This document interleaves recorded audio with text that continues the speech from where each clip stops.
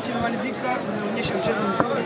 Unazungumziaje mashindano haya ya Leading Federation Cup na mchezo kwa jumla ulikuwa? Kwanza ni mashindano mazuri kwa sababu timu ndogo zinapata nafasi kucheza na timu kubwa. Tunajifunza vitu vingi. Kama ulivyoona wachezaji wangu ni wadogo, hawajawahi kucheza mashindano makubwa. Wamecheza na timu kubwa kabisa, hii sio level yetu, lakini hawakuwa na uoga kwa kiasi hicho.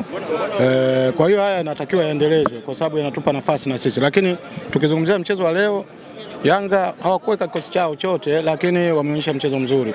Na namshukuru Mwenyezi Mungu, si kwao wala kwetu ambapo tumepata majeruhi. Na sisi vijana wetu wamecheza vizuri kama ambavyo tuliwaelekeza. Tulikuwa naona tukae nyuma, tuache wacheze kwa sababu tukitaka kupambana nao hatuwawezi. Mwalimu, ukiachana na matokeo ya kupoteza, ni kwa kiasi gani wachezaji wametekeleza kile ambacho mlikuwa mmejiandaa nacho kwenye mchezo wa leo? Wametekeleza kwa 80%. Unajua kwenye mpira huwezi kutekeleza kwa 100%. Kwa 80%, kwanza fitness yao umeiona ni nzuri, kwa sababu kama tusingekuwa fiti pamoja na kwamba kukaa nyuma bado wangeweza kutufunga. Lakini la pili, mbinu ya ukabaji.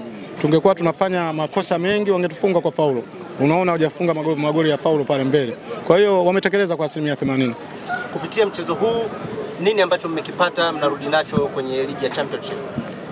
Ni kwamba sisi tuko kwenye nafasi mbaya kwenye Championship na niliingia katikati wakiwa nafasi ya 8 na kadiri ninavyo struggle, lakini bado wale walioko juu yangu na wao wanashinda, lakini kwa sababu nina michezo 5 nyumbani na nina pointi 40 na matumaini naweza nikasogea nikaingia kwenye playoff.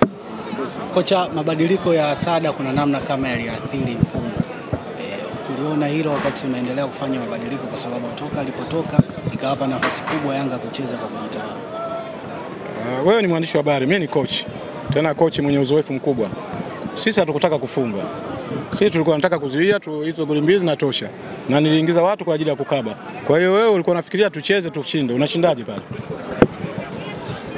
Unashindaje mbele ya Yanga? Si ulikuwa unaona?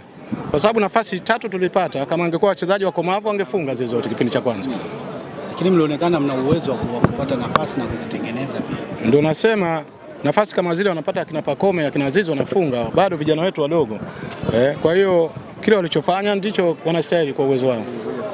Kuna namna kwenye mchezo wa leo timu imeonyesha ukomavu hali ya juu, kwa maana jinsi ambavyo walikuwa wanacheza kwa kujiamini. Ni kipi ambacho ulizungumza na wachezaji wako hasa walipoingia kwenye kipindi cha kwanza? Wamecheza kwa kujiamini sana. Kwanza niliwajulisha kwamba Yanga sio timu nzuri ya kucheza nayo kwa kuidharau. Wanaweza kukuadhibu kwa magoli mengi. Kwanza waheshimu, alafu wasipoteze mipira. Na ulikuwa unaona tunaweza kukaa nyuma kule tukawa tunacheza, watu wanaona kama tunacheza tu. Njia moja ya kujilinda ni kukaa na mpira. Kwa hiyo na wao walitekeleza hilo. Asante sana.